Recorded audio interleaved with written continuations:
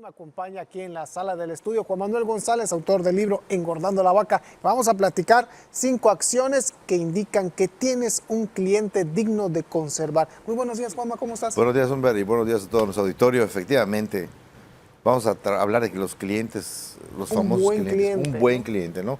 Hablamos fuera del aire, ¿no? De que es un buen cliente y que hoy, a diferencia de otros programas que decimos que algunas características de los clientes es con que tenga una ya es de esta parte, ¿no? Ya aquí en este caso yo creo que cuando definamos un buen cliente y lo vamos a ir viendo conforme la gente que a veces dices, híjole, ¿por qué no me fijo que mis clientes sean así? O son los que tengo que conservar, pelearme por ellos y no tener, realmente no tengo por qué estar viviendo de los demás que no cumplen en ese perfil de un buen cliente, y estarnos pasando corajes y demás cosas.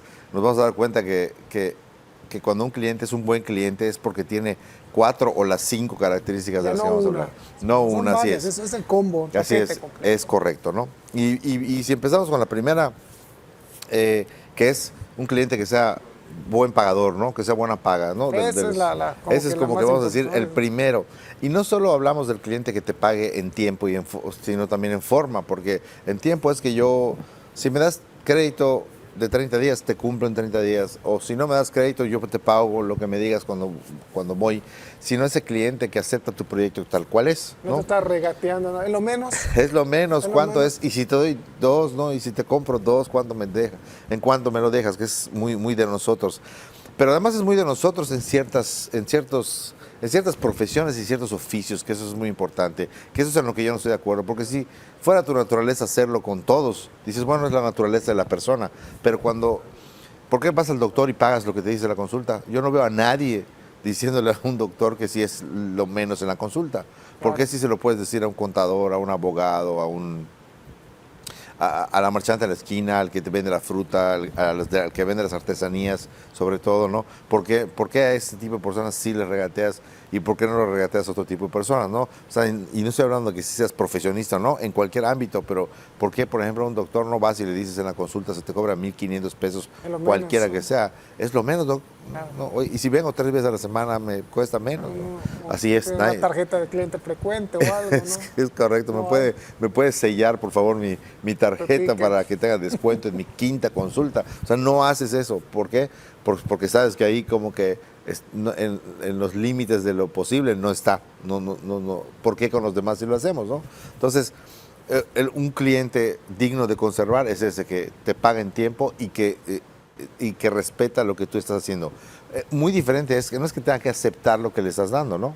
O sea, si tú me das como proveedor una cotización o una propuesta en la cual yo puedo ver muy cara, yo puedo ver elevado el precio, pues es válido comparar con otros o irte con otros y ver otras posibilidades, que eso es totalmente válido.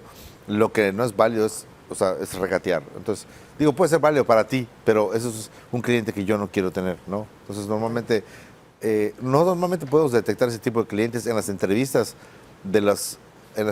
que tenemos antes de que sea nuestro cliente, ¿no? En las profesiones u oficios en los que se permite, ¿no? En los que tú te sientes y hablar y hoy quiero que me lleves la contabilidad, o tengo este caso, ¿cuánto me cobra el abogado, ¿no? Fíjese que tengo este diagnóstico, entonces tengo esta situación, bueno, entonces le paso una propuesta. Pero desde el inicio en esa junta tú puedes darte cuenta si es un cliente que va a ser difícil para pagar. ¿Un conflicto con la cuestión del pago sí, o no? Desde que te hablan, por ejemplo, un tip es cuando te hablan en diminutivo, ¿no? Realmente es un casito, ¿no? Es un pequeño negocito, tiene pocas operacioncitas, no te habla para que me cobre tanto. Es correcto, te minimizan el daño para que... Tengo un problema, nada complicado. No es complicado, realmente, así es. No me cobres tanto porque no es tan complicado. Así es, y me va a doler pagarte, ¿no? Entonces, al que le duele pagarte eso es un cliente que no quieres tener, definitivamente. O sea, que no es digno de conversar, porque va a traer otras cosas que vamos a hablar ahorita, precisamente, ¿no? Correcto. Por ejemplo, el segundo punto es uno de los que trae.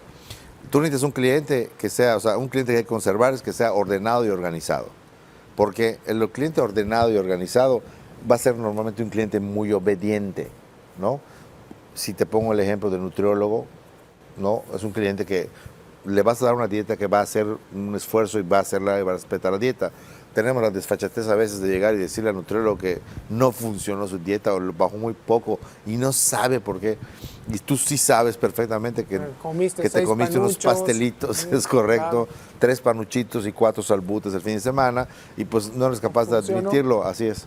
Entonces, digo, si vas a ir a tu cita, está bien a desperdiciar y a tirar tu dinero, encantado, anda y nada más acepta que te comiste los 4 salbutes y los 3 panuchos y se acabó, o sea, no pasa nada. Entonces, ¿cómo voy hoy? Y vuelvo a empezar los siguientes 15 días. Sí. Pero si no eres un cliente ordenado, normalmente no vas a ser obediente y tú sabes que en ciertas profesiones hay que seguir las reglas que te está diciendo el especialista.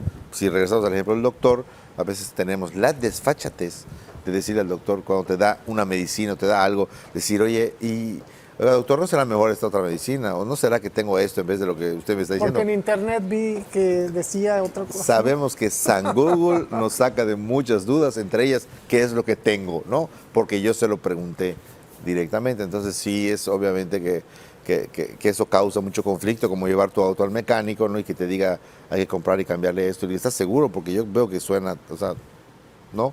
O sea, le estás discutiendo el espectro. Y no es que le estés discutiendo al experto per se, sino estamos hablando de que si tú haces las cosas que el experto te dijo al pie de la letra y no hay resultado al final, tú ya tienes el derecho y la autoridad moral de llegar y decirle que no funcionó lo que dijiste, y es válido, claro. Porque a veces no te sienta una medicina y puede ser la marca de la medicina y puede ser, ¿me entiendes? Pueden ser muchas cosas. Ahora, es válido que lo digas o lo reclames cuando hiciste al pie de la letra lo que te dijo. Cuando no lo hiciste por la razón que tú quieras, o sea, porque no eres obediente, no eres organizado y ordenado. Combinaste o terminaste haciendo lo que querías. Es correcto. Entonces, no le puedes ver, ¿con qué autoridad moral vienes y le dices al experto que su plan o su medida o su medicina o su táctica, estrategia no funcionó si no la hiciste exactamente como te dijo? Entonces, de la otra manera está muy fácil. Sigue al pie de la letra lo que te dijo. Si no funciona, entonces ya puedes acercarte y decirle, oye, esto no funcionó, ¿qué pasó? ¿No? ¿Okay? Correcto.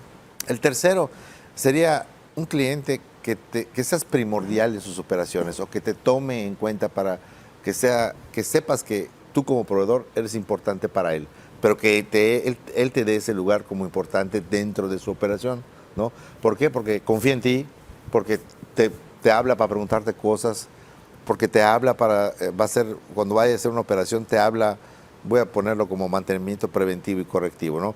O sea, te habla cuando va a hacer las cosas antes de que haga las cosas. Entonces les puedes decir, oye, mira, puedes hacerla así, cámbiala así, o sea, utiliza realmente los servicios tal cuales. No te habla cuando me voy al mantenimiento correctivo. Ya, oye, fíjate que moví el dinero acá y lo puse acá y lo puse acá, ¿está bien? ¿Ya lo hiciste?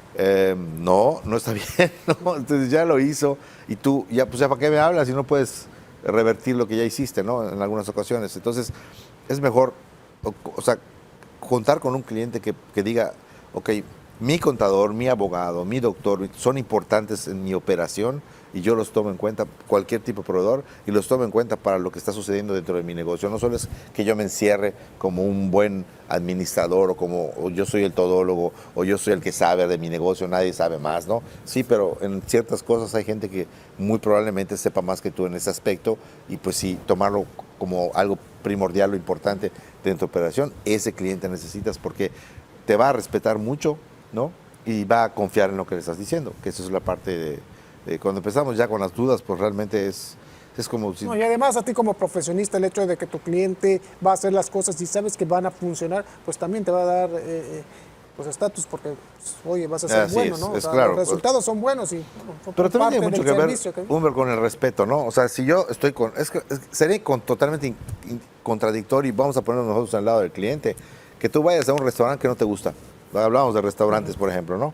O si vas al restaurante que no te gusta y vuelves a ir y te quejas del servicio, ¿para qué vas, no? O sea, si tienes duda de cómo hacen la comida o por qué hacen la comida o lo que tú quieras, no vas. Pues no, mejor no vayas. ¿Para qué vas a ir? Para que estés haciendo pasar un mal rato tú y además un mal rato a la gente que te está atendiendo, porque normalmente como no estás contento en el lugar en que estás de mala cara, no estás de grosero incluso, ¿no?